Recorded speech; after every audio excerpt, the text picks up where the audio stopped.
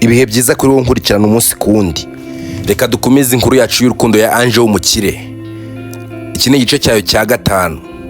Kwimbutsa wowe utarakora subscribe kugira ngo ikoryo ubasha kunkurikirana. Gusa nkuko twari kwabibonye, Patrick yaragiye kuba yabwira Ange ndetse amubwiza ukura amubwira amafuti ya manzi. Gusa Ange yese kabwira Patrick ati se Patrick wambwiye icyo ushaka kumbwira. Ati sorry nari nibeshye. Ati se wibeshye iki Patrick? Kandi Patrick nimaze kukurambirwa rwose. Ati se Ange kandi umaze kundamirwa gute? Iteka ryose ujya kumbwira ibintu wagera igihe cyo kubimbwira ugaceje kukambwira ngo nihangane wari wibeshye. Se nta bwenge ugira ku buryo wahora wibeshye? Ati Ange umbwiye ko nta bwenge ngira. Ati no Patrick, ati wibifata gutyo gusa nawe ukomeje kunshanga. Iteka ryose ugiye kumbwira ibintu ntabwo ukibimbwiye, ahubwo urambwira ngo ni wibeshye. Se wibeshye iki Patrick? Ese Patrick hari ikibazo nge nawe twaba dufitanye? Ati hoya rwose Ange, I'm sorry nari nibeshye. Kandi Patrick utangiye gutuma ngutakariza icyizere. Ati ntakariza icyizere. Hoya rwose Ange, nta mpamvu yo kuntakariza icyizere, ndabizi hari benshi uzatakariza icyizere ndetse vuba ahangaha. Ngaho nyumvira Patrick, ibyo byose rero nibyo bituma ngira confusion, nibyo bituma nshangayikirwa nkabura icyo nkora ndetse n'icyo ndeka. Ati ntugire ikibazo rwose Ange, vuba ahangaha hari ibyo uzamenya kandi bizagutungura. Ati ahubwo nimba wahisemo ko manzi ari uzaza gusinya zino mpapuro, wamwohereza ndetse akareka gukerereza kuko igihe kiri kutujyana. Ati okay, reka mubwire yitegure ndetse aze ndetse abashe kuba yasinya izo mpapuro, ndumva nta kibazo. Gusa Patrick uri kunshanga rwose. Hoya rwose Ange, nizere ko ahubwo uwo muntu muri kumwe ameze neza nta kibazo afite. Ati yego rwose Patrick nta kibazo afite. Manzi yese kabaza Ange ati se Ange bimeze bite ko mbona uhinduye isura? Ati hoya rwose Manzi, ntago ari ko mpinduye isura, ahubwo hari ibintu tutari kumvikana ngiye na Patrick. Ati se Patrick kandi ni ibiki mutari kumvikana? Patrick ntabwo yishimiye ko ngiye kuba nasigara hano rwose. Ariko Ange nawe ujye ureka gukabya, asuyobe ko ari wowe boss. Yego rwose Manzi, ndabizi nige boss, ubyo wibuka ko Patrick afite ibintu byinshi amaze muri company kandi no w'ingenzi. Ya ndabyumva no w'ingenzi, gusa ntabwo byagatumye uhangayika gutyo. Ati hoya ndumva mpangayitse Patrick, hari n'ibindi bintu yaragiye kumbwira ndetse arabireka sinzi ari ibiki. Ati se ibintu horo uvuga agiye kukubwira kabireka, ati mwihore reka kumwinginga kandi yazajya abona ko umukeneye cyane, niyo mpamvu nawe uri kwigira gutyo. Ati hoya rwose ariko mukuri ndamukeneye cyane rwose Manzi. Ati hoya rwose ibyo byibagirwe. Ati mbyibagirwe kandi bikenewe. Ati no byibagirwe, reka ngende njye gusinya zira mpapuro, ndabizi neza bizakemuka kandi ngomba kwita kuri company. Ati okay, nta kibazo rwose Manzi, genda gusa ntuzigere ukora amakosa. Ati se kandi ntunyizera se baby? Ati I trust you, gusa mfite ikibazo kihe, gira amahoro ntihongere kugira ikibazo, ndabizi ibintu bizagenda neza. Okay, nta kibazo rwose Manzi, ndakwizeye. Gusa Manzi nubwo ugiye nyine Patrick yashakaga ko ari ngiye wabasha kuba wagenda. Ati ya I know igihe cyose hari ibintu abantu baba bashaka, gusa si ngombwa ngo ibyo bashaka bari byo biba. Ati ndabizi nyine ntabwo ari byo bigomba kuba, gusa nyine ndi kumva nkenewe pe. None ushatse kuvuga ko ngiye aho ngiyeyo ndakenewe? Hoya Manzi wirakana ndetse wibifata gutyo, gusa numvaga ko nkenewe cyane kurusha uko waba ukenewe. Ati okay, nimba wumva ukenewe gendayo. Hoya Manzi nabwo gendayo, wowe gendayo nta kibazo, ngereka nsigare nita kuri Chris. Nuko Chris yese kareba Ange. Ariko Ange ndumva rwose nimba koko bikenewe cyane wagenda rwose, ngiye nta kibazo. Abaplanto nabarindira kwa mbere bakazaza ndetse bakanyitaho rwose, ntugire ikibazo. Nta mpamvu yuko business yawe yapfa kubera ngewe. Ngiye ndumva rero wagenda nta kibazo rwose.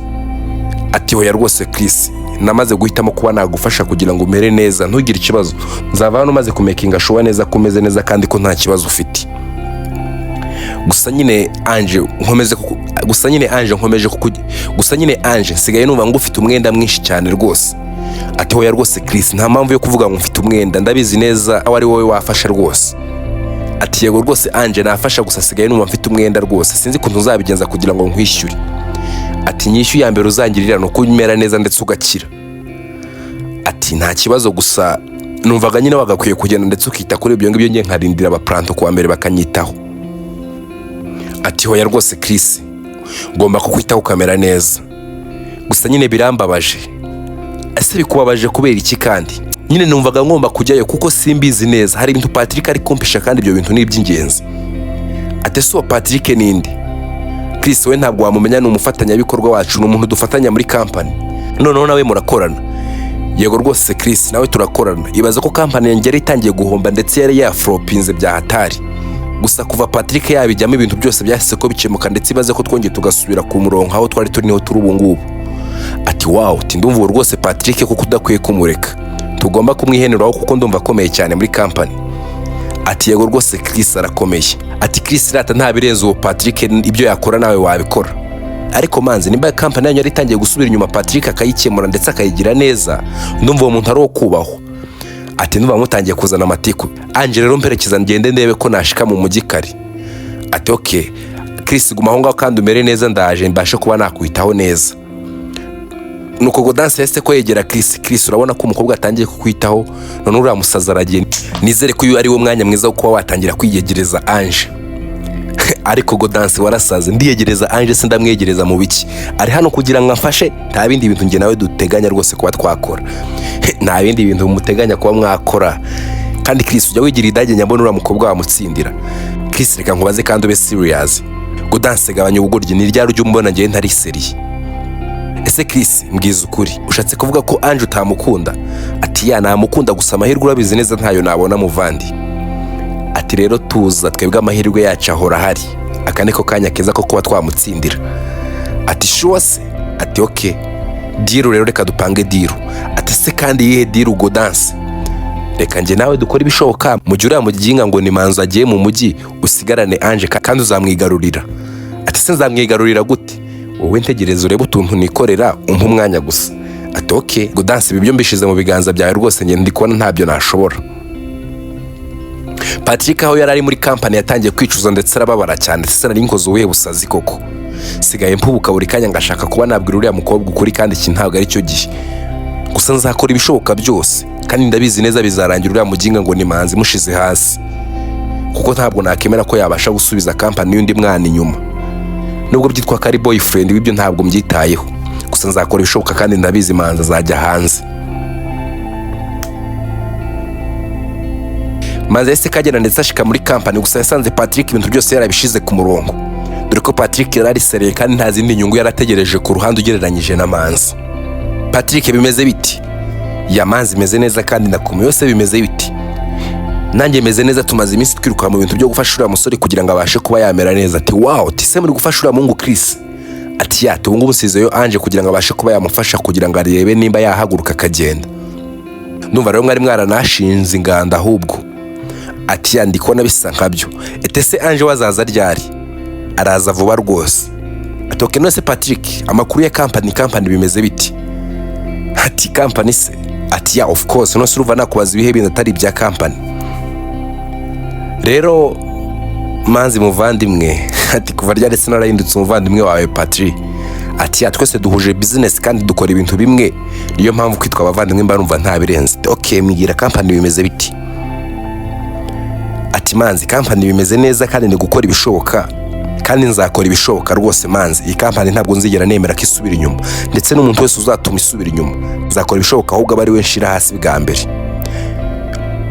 Patrick what do you mean? Ushatse gusobanura iki? Ya icyo nshatse gusobanura nuko uko dushoboye kose no company yacu ikagenda neza ndetse ikajya imbere. Ati okay nanjye niyo mpamvu rero ndahangaha. Ese impapuro zirihe ngomba gusinya kugira ngo nzisinye? Impapuro ati ese none uje mu kimbo cya Ange. Patrick wikigiza nkana wibeye ko twari turi kuvugana ndetse akakubwira kandi ngiye ngomba kuba nazisinya. Ati okay genda urebe hariya muri biro urebe ngira envelope hariya niho impapuro ziri ndetse ubashe kuba wazisinya tuzohereza. Ariko Patrick mbere yuko zisinya hari ikintu nshaka kumenya. Ati okay nguteze yombi mbwira. Keneye ngo unyereke raporo zose z'ukuntu amafaranga hano transaction zose zagiye zigenda kandi keneye ko dutangiye tugafungura amasoko tukongera tugashaka ibibanza ndetse tugashaka n'ahantu twatangira kubaka ndetse tugatangira no gushaka ahantu twabona ibirombe kugira ngo dutangire gucukura dore igihe cyaradutwaye. Ati what? Ati ya of course tugomba gushaka ndetse tukongera tugafungura amasoko. Rero Manzi ibyo ntabwo bizashoboka ndetse turakora uko dushoboye tuzatangira gukora ibyo bintu ari uko Ange yagarutse. Ariko Patrick uba muzima? Ati ya of course ndi muzima kuko yakiba ntari muzima company ntabwo mba narayisubije ku murongo. Company warayisubije ku murongo. Ariko Patrick nsigaye mbona aho watangiye kubona ko uzahuye company usigaye wirata rwose ukabikabiriza. Ati yes of course ngomba kwirata kuko narabikoze igihe byari byarabananiye. Ushatse kuvuga iki senga igihe byari byaratunaniye? None se ntibyari byarabananiye nimba company mwarayifashe mukayisiga? ariko reka wenda mvuge ko mutayisize. Nimba kampani yari itangiye gusubira inyuma ndetse amafaranga atangiye kutubana makeya, bakora ibishoboka kugira ngo amafaranga yongere agaruke ndetse ibintu bisubire ku murongo, why not ntakirata? Ati okay, rero ibyo ukora byose umenye ibyo ngibyo nkubwiye, ndetse nkeneye transaction z'amafaranga yose mwagiye mukoresha igihe tutari duhari. Atari komanzi uri kwigora rwose, nakubwiye ko ibyo bintu bitari bushoboke, ibyo bintu bizongera gukorwa aruko Ange yagarutse, ndetse nkeneye ko mbere yuko tuzakora ibintu byo kuba twafungura ibintu byo, ndetse nkeneye yuko mbere yuko tuzatangira kuba twasohora amafaranga tuzabanza dukora inama. Patrick, inama y'ikise kandi? Ati kuko nsigaye mbona amafaranga, hari amafaranga duspendinga mu bintu bidafite umumaro. Ati ibintu bidafite umumaro? Ati of course hari ibintu tujya dukora muri iyi company ndetse nkabona nta n'inyungu bifite. Ati rero ndagutegetse Patrick, zana dokima zose ndetse mbirebeho kandi utangire witegure kuko tujye kuba twafungura amasoko. Ati no manzi, nkuko nabivuze ntabwo mbyemera rwose. Patrick, warasaze uyobe ko ndi vice president w'iyi company?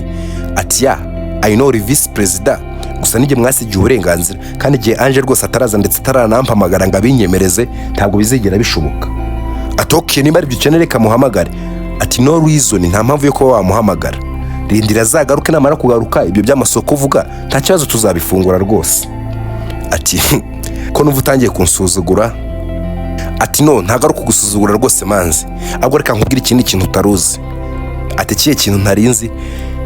Tuzakora iperereza ndetse turebe ahantu amafaranga yose yagiye yajya, nidusanga hari umuntu muri company wigeze ugira uruhare kuba amafaranga yacu yagera ndetse tukaba twasubira inyuma, ndakubwiza ukuri uwo muntu tuzamujyana mu buyobozi kandi bazamufunga. Are you sure? Ati of course manzi, ndisereye kandi kurusha uko bitekereza. Ndakubwiza ukuri umuntu wese wagize uruhare ndetse washatse kuba company yacu yasubira inyuma, nzakora ibishoboka byose bazamufunga. Patrick, what do you mean? Erega manzi, nuko mba nicecekeye nabihoreye, suko ibintu bibera muri company ntabambizi. Ndabizi neza kandi kurusha uko bitekereza, gusa nabikora iki se? Reka nicecekere mbanze nkusanye ibimenyetso byose, gusa finally ndabizi hari abantu bazafunga kandi bazagira ibibazo bikomeye. Ati abantu bazafunga? Ati ibyo se nabyo birimo? Ati ibyo nabyo birimo kuko ntabwo nzigera nishimira kubona company isubira inyuma. Ati ko numva ibintu biri seriye kurusha uko bitekereza rwose. None se Patrick, ubwo ngubwo ibyo bintu uri kuvuga uri kubikora nyine ntabwo ndi kumva, gerageza unsobanurire. Ntacyo kugusobanura kiri aho ngaho rwose manzi. Ku ruhande rwo kwa muganga aho Ange yaratangiye gutekereza uburyo yakita kuri Chris na Godanse bari mu cyumba batangiye kuganira uburyo bakwinjirira Ange kugira ngo abashe kuba yakundana na Chris. Ange yahise ko yinjira. Ati Chris vipi? Ati ni sawa rwose. Ati se ko wishimye? Ati none se Chris ntishimye byagenda gute? Tubona manzi ndetse na Patrick ko tuba bari guhazirana wagira ngo bose barantereta. Ati cyangwa Patrick aba yagufuhiye? Ati nyine nako karimo gusa mbona atari ngombwa, nyine arabikabiriza cyane tu. Ati baze rero nanjye ntangiye kugufuhira. Aho yase kandi Chris nizere kuri kwikinira. Ati nikiniraga rwose Ange. Nuko Godanse yase kavugira hejuru. Ati se Ange abaye ari seriyo byo hari icyo bitwaye? Aceceka gabanyamatiku. Chris urabizi ni umuntu utajya wikoza ibintu by'abakobwa rwose, kandi urabibona ko ntabwo Chris yanyemera. Ati wica umugani, wavuze se ko ahubwo ari wowe utamwemera? Ati no, Chris ntabwo yanyemera kandi ni bodyguard afite n'imbaraga yandasa. Ati Ange, nyine ibintu dukora byo kuba twaba abasekirite ntabwo ibintu by'imbunda dukunda kubikoresha, nyine nazo turazikoresha gusa ntabwo dukunda kurasa kuko ni wacu amahoro ndetse n'umutekano. Ati mu cyaro mbona muri abantu bifitiye umutima mwiza rwose, ntabwo ibintu byo kurwana mukunda kubijyamo. Ati kandi njyewe nyine nta nubwo ibintu byo nyine ndi umuyobozi, ntabwo ibintu byo kuba najya ku rugamba cyangwa byo kuba nacunga cyane mbirebaho. Ngiye cyo nkora no kwaranjinga abasekirite gusa bagacunga kira kirombe neza. Ati Chris ukivuga ibirombo ise kunyibutsa. Ati se kira kirombe bimeze bite mbwira ibyacyo? Rero Ange kira kirombe natangiye kubona ibyacyo nabyo ntabwo nzi, gusa harimo amabuye y'agaciro menshi ugereranyije n'ibindi birombe nagiye ncunga, gusa boss wahasa nkaho yakenye rwose. Atushatse kuvuga iki se Chris? Nyine ibaze ko tumaze amezi 3 ataratangira kuduhemba kandi byagakwiye kuba yaraduhembye, kandi rwose kiraho ngaho nta nubwo bakigicukura, numvaga ko ashobora kuba ashaka kuba yagishira ku isoko. Ati are you sure? Ati yashaka kugishira ku isoko kuko yarahombye uko mbibona. Ati none ndumva rero hantu ngiye kuwaguma. Ugiye kuwaguma se ushatse kuvuga iki? Ya company yanjye nanjye ibintu ikora bisa nkabiriya gusa twari kwarabaye duhagaritse ibintu byo kuba twagura ibirombe kuko twatangiye guhomba natwe. ati mwatangiye guhomba se gute? Ati twatagiye guhomba amafaranga nyine dusohora ni menshi kurusha ari kwinjira.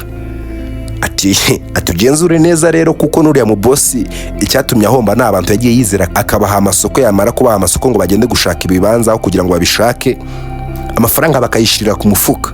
Rero nawe ugenzure neza mu bantu mukorana.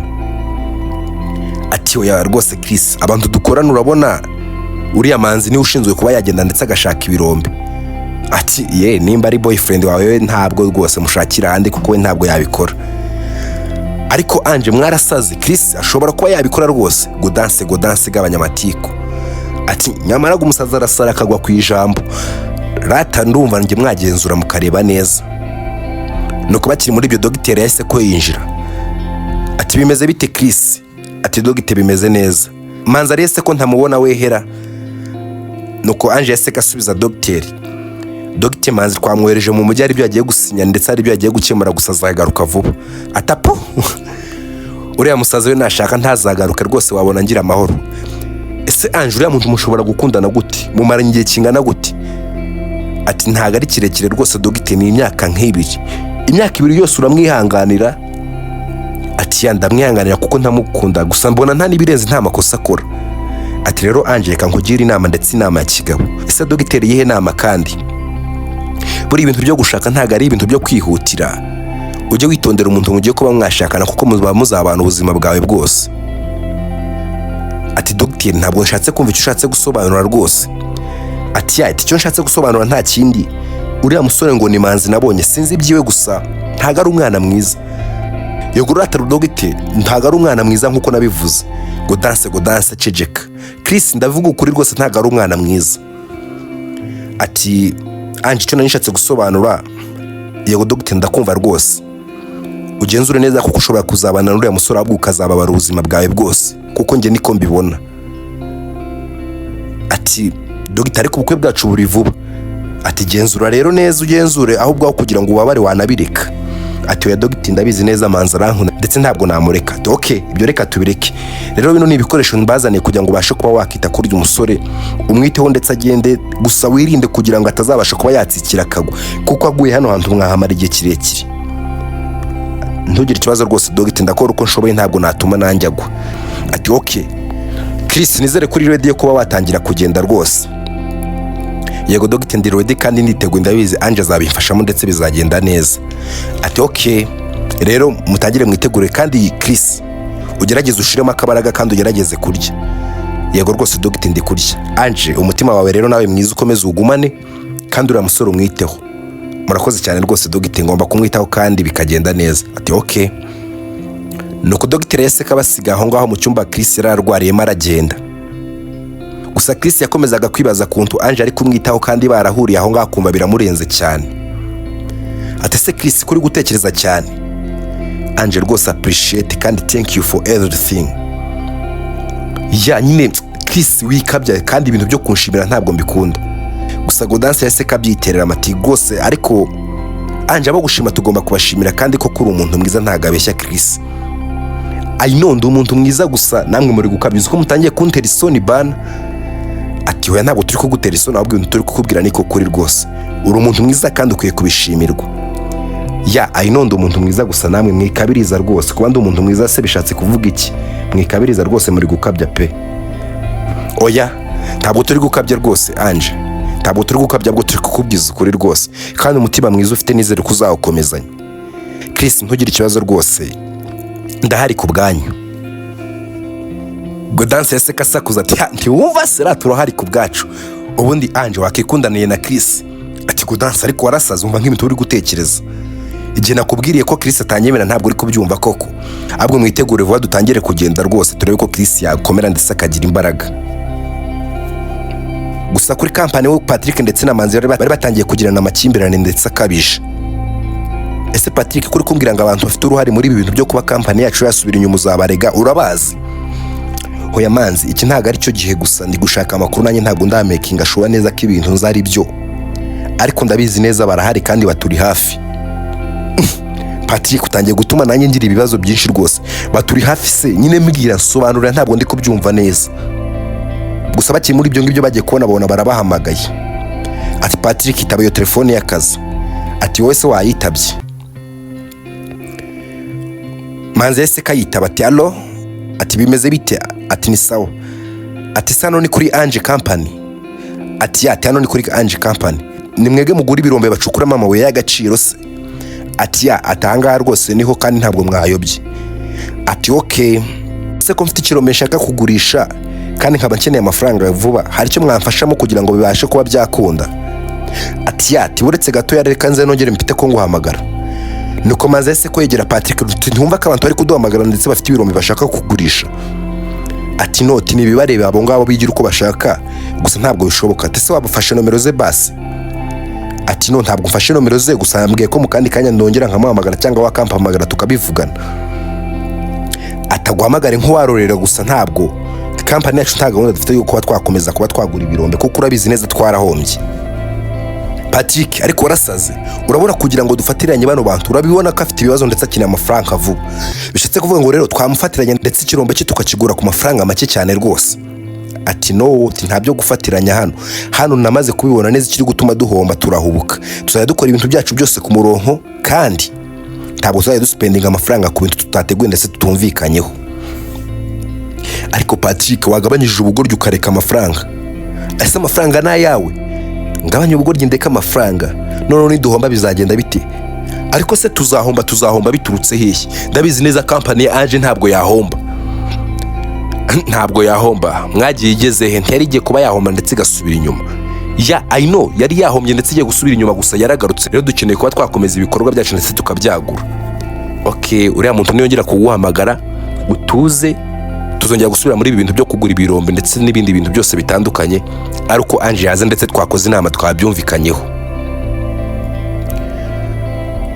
Nuko Manzi ese ko yimyoza ndetse yasohoka yirukanka. Ese Manzi ko wimyoje? Ati rose urukumva ibintu buri gukora rutari ubusazi. Ati rero wimyoze nk'uwarorera ibintu ntabwo byashoboka. Erega Manzi ukuri kose ndakuzi nubwo nkwihorera. Ati ukuri kose sura koze ushatse kuvuga iki? Ati ntacyo mvuze, sohoka dore n'umundi warusohotse rwose. Nuko Manzi yahise kasohoka ndetse ahamagara ya company yindi. Ati Manzi koro yacu urayibonye? Ati ya ndabibonye mwari muduhamagaye gusa bifasha ubusa n'ubundi. Ati ushatse kuvuga iki bifasha ubusa? Twakubwiye ko tuzongera kuvugana ndetse hari ibintu bizimugiye kuba watubwira. Ati gusa ndi kubikoraho ndetse bigiye kuba byakemuka. Manzi twarakwiyamye, ibyo bintu byo kuvuga ngo ugiye kubikoraho ntabyo dushaka. Dukeneye ibintu bigaragara byakunze cyangwa byanze, kandi umenye ko nibyanga bitazakugwa amahoro. Ati ya ndabizi ntabwo bizangwa amahoro, niyo mpamvu nanjye ndi kubikoraho ndetse ngashiramo imbaraga nyinshi cyane. Ati none ubwo uri kubikoraho bigeze hehe bikunda byakunze? Ati yoya ntabwo birakunda, gusa vuba birakunda rwose, ntimugire ikibazo. Vuba birakunda, ibintu bitari gukunda ubu ngubu uriya mukobwa adahari, ubu namara kuza niho bizakunda bose ntimugire ikibazo birakunda.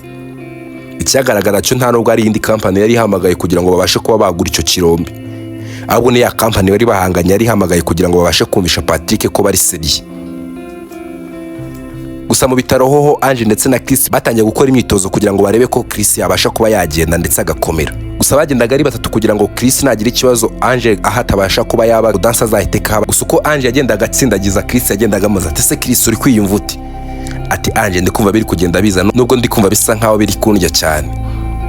Ati ino nyine biri kukurya, gusa ugomba kwihangana kugira ngo ukomere, kuko urabizi neza nudakomera sinzi nyine ugomba gukomera ndetse ukabikora neza. Ati ya that why nyine ndi kugerageza uko nshoboye rwose Ange. Ngo dansera turi kubona atari kuneneka. Ati ya ari kuneneka. Ati Chris gerageza ukora uko ushoboye rwose, uve mu miteto kugira ngo turebe ko wakira ndetse tukavanga, ntabwo tuzagumaha. Gusa ngo danse ndi gukora uko nshoboye kandi uri kubona ko ndi kugenda rwose. Chris ndakuzi, ubwo se tuvuge ko uri kugendara? Ati se we wakaje ukabikora? Atari ko ngira urabona ameze neza, ntabwo naraba ndi kubyikoresha rwose kuko meze neza. Ati okiceceka rero nkora ibyo nshoboye. Nta kibazo rata Chris, kora uko ushoboye ndetse gerageza, ndi kubona turi kugenda ubigeraho. Urakoze rwose Ange. Ati ndi kubona hano rwose wagira ngo singikenewe reka ngende. Ati no gudanse wigira ahantu ujya guma hanga rwose, kuko urabizi neza muganga yavuze ko nagira ikibazo gatoya gatsikira uzaguma hano ndetse tuwagume igihe kirekire, rero guma hanga rwose umfashe. Okay, ntari bireka nguma hanga rwose. Nuko bagumye aho ngaho ndetse batangira gutsindagiza Chris. Gusa Patrick ari muri biro ndetse yicaye yatuje, agiye kubona Manzi ndetse aragarukanye umujinya n'uburakari. Ese Manzi ko ari wivumbuye isotse ugarutse hano ukora iki? yandagarutse rwose Patrick. None se kugarutse n'iki kandi ko mbona wirakajera? Ibyo bintu ntabwo bikubereye, ndi kubona ari ubugoryi. Ntabwo bimbereye, uri kubona ari ubugoryi. Of course nabona ari ubugoryi umuntu w'umugabo kubona wigize gutyo rwose ntabwo bikubereye. Umva Patrick rero, kora ibishoboka byose ufungura isoko ndetse ntangire nkora akazi kanjye. Kora ibishoboka byose mfungura isoko. Ndabyanze noneho ntaryo mfungura. Patrick be serious man, ibi bintu birisere nta bintu byo kuzanamo joke. None uri kubona ndi umusore utari serious. Of course I'm serious. Navuze ntabwo nzigera mfungura Ange ataraza ndetse bino bintu tubivuganeho. None se Ange uri kubona yakishimira kuba yabona company iri gusubira inyuma? Oya rwose manzi wigira ikibazo, company ntabwo iri gusubira inyuma kuko urabizi neza ndi kubikoraho rero. Don't worry rwose, company ntabwo iri gusubira inyuma. Ese arishuwa ko company itari gusubira inyuma? Kuko reba nyine nose ndubona ko bigaragara. Genda urebe muri liste zose z'ukuntu amafaranga yasohokaga, amafaranga bimeze neza ndetse no kuri banki tumeze neza. Rero sinzi ahantu uri kubikura ibyo ngibyo by'uko company iri gusubira inyuma. Ese Patrick waretse kubinjije, wabaye nk'umuntu wize koko? None uri kundeba ukambona mubujije. Ndi kukubona mubujije rwose. Cyakora warasaze. Ndeka rero ndekera ubujiji bwanjye mbugumane. Patrick mbabarira unyumve, nyemerera nsohora amafaranga ntangire gukora ibikorwa byanjye. Cyakora nyine reka nkwemerera usohora amafaranga utangire gukora ibikorwa byawe nyine nk'uko ubishaka, gusa ntabwo byashoboka ibyo ngibyo rwose manzi. Patrick wanyemereye ukanyumva? Nkumve ushaka se ko company yongera ukayisubiza inyuma ndetse ikongera igahomba? Nose ushatse kuvuga ko ari njye nduma company isubira inyuma? Rero manzi nakomeje kukwihorera ndetse ndicirikira nzi ko ari ibanga, gusa nta nubwo ari ibanga kuko already namaze kubikubwira. Gusa ndakubwiza ukuri ibi bintu nukomeza kuba wabikora nzagufungisha, kandi ubyemerere ko nzagufungisha. Nzakora ibishoboka byose kuko sinatuma company y'umuvandimwe wanjye isubira inyuma. Patrick ariko warasaza, nose ibyo ngibyo uri kubikura he? Nanubu ntabwo ndi kumva ibyo uri kuvuga rwose. Erega manzi wikiyoberanya ndakuzi ndetse n'ibyo uvuga byose ndabizi, ndetse n'iriya company yindi nayo ishaka ibintu by'amabuye y'agaciro nabyo ndabizi rwose. Nzi ko ariyo duhanganye kandi nzi ko ari wowe ntandaro ya byose. Patrick urwaye mu mutwe, ariko ibintu uri kuvuga sindi kubyumva. Ndwaye mu mutwe? Ahubwo niwe urwaye mu mutwe. Niwe urwaye mu mutwe ushaka kugambanira umukobwa mukundana ndetse kugira ngo ubashe kuba wazamurwa mu ntera. Ese bizeye iriya company gutera ko wanasanga ari ukugukoresha gusa, bamara kugukoresha bakaguta ndetse ugaseba. Patrick ariko warasaza, ibintu uri kuvuga njye ntabyo nzi. Ibintu ndi kuvuga ntabyo nzi. Nkumvishe record se kugira ngo byumve. Ihe record se kandi twibuke igihe nagusangaga hanze ya company uri kuvuga nkagusanga ndetse tukavugana nkambaza igihe nahereye ndi kukumva. Ati nagusubije gute? Wansubije ko ubu ngubu nkubonye ariho wari ukimara kuba wahagera. Ati gusa manzi umbabare narakubeshye cya gihe nari hamazaga karekare ndetse nari ndi kukurekodinga numva ibintu byose ari kuvuga. Rero narakumvishe kandi ndetse ndakuzi neza. Rero ikintu ndi gukora ni kimwe gusa, ndi gukusanya utumenyetso rwose. Nzahita ko ngutanga ndetse bazagufunga, ndetse nta n'impamvu yo kurindira, ahubwo ndindiriye ko Ange aza tugakora inama tukareba ikigukwiye.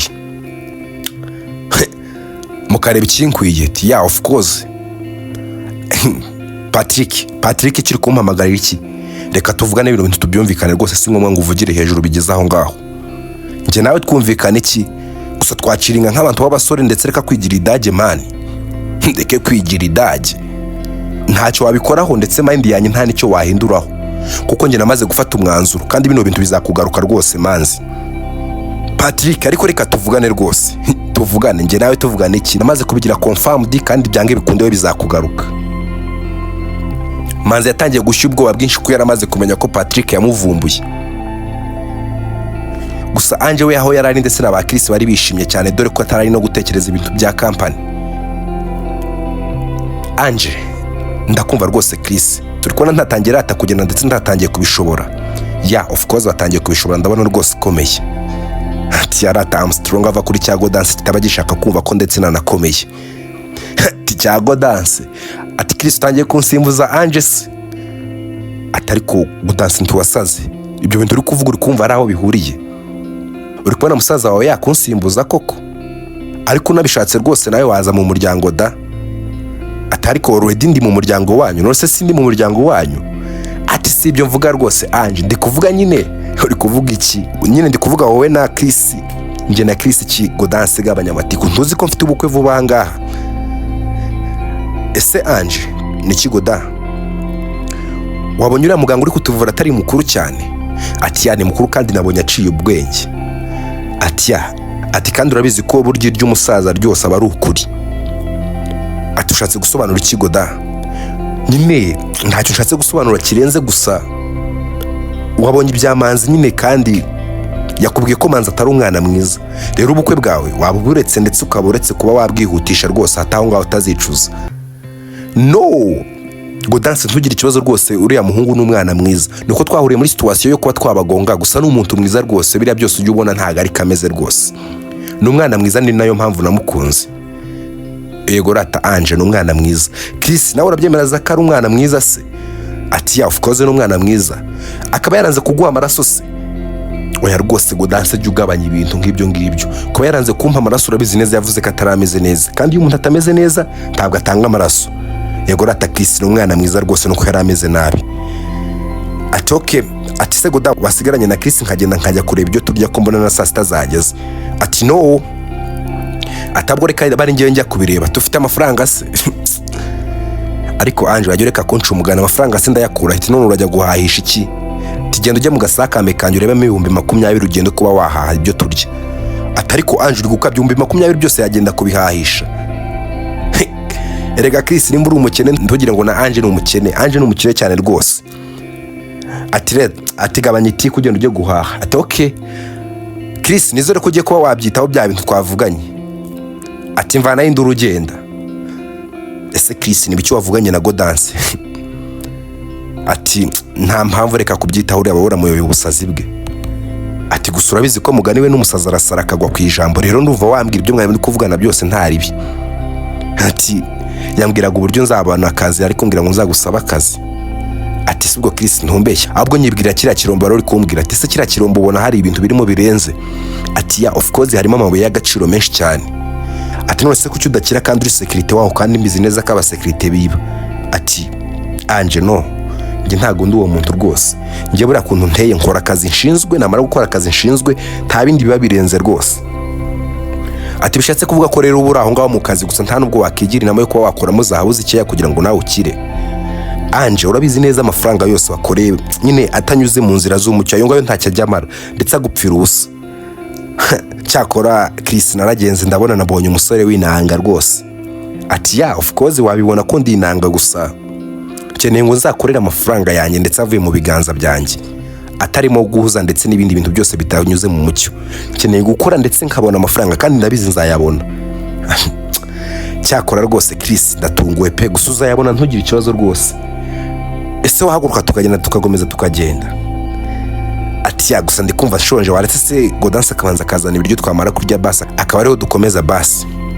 Tarebe nimba ari kubishaka reka tumurindira abashe kuba yagaruka, nagaruka turaba twakomeza rwose. Urakoze cyane rwose Ange.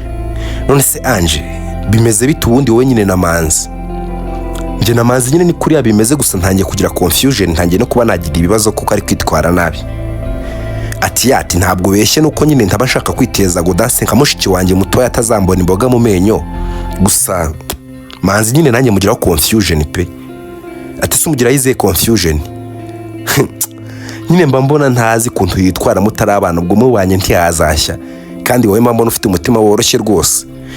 Ati mfite umutima woroshye gusa nyine tuzabana kandi nta nibirenze. Ati okay rero gusa uzagenzure neza rwose utazicuza hagati aho ngaho. Ya I know ntabwo nzicuza nyine nanjye nagenzuye neza. Okay ntari binimba waragenzuye neza rwose. Ese Ange wanyemerera basi nkaguhobera? Ariko Chris warasaze kano kanya ushaka kumpobera utaranakomera. Ati no ntabwo mbyanze. None se Ange hari ikibazo kirimo kuba twahoberana gusa? No ntabwo nyine ndumva nta kibazo kirimo ndetse nta nubwo mbyanze, gusa ndi kwirinda impamvu zose nyine zatuma tujya muri risk yo kuba wakangirika ndetse ukaba wagwa hasi. None se kuguhobera nti wanampobera wicaye? Ati no nabyanze. Abakire rwose nuko mwambereye. N'ubu ngubu ahubwo sinzi byari bimfashe rwose, sinzi byari bintera nyine nari ntekereje nabi tu.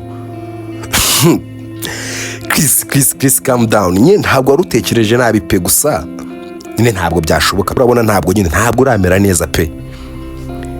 Gusa ndikumva nje meze neza kandi ndikumva nkomeye. nyine ni ukuri kwiyumva ndetse uri kwikomeza uri kumva ukomeye, gusa ibigaragara byo nta mikomerere yawe rwose. Nta ribi. Kuri kampani ho hari ibibazo ndetse Manzi yaratangiye gutekereza cyane. Ese Mana yanjye n'undi buze kuba nabigenza gute? Ko ndi kubona uriya musore yamvumbuye kandi ntabwo ashaka ko twakumvikana.